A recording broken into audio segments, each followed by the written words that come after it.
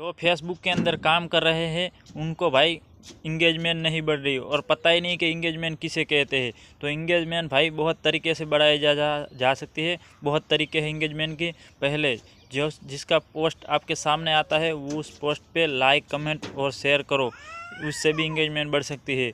और दूसरा है जो आप अपने वीडियो और वीकली चैलेंज होती है उससे पूरी करना होता है। जो वीकली चैलेंज होती है वो पूरा करना होता है।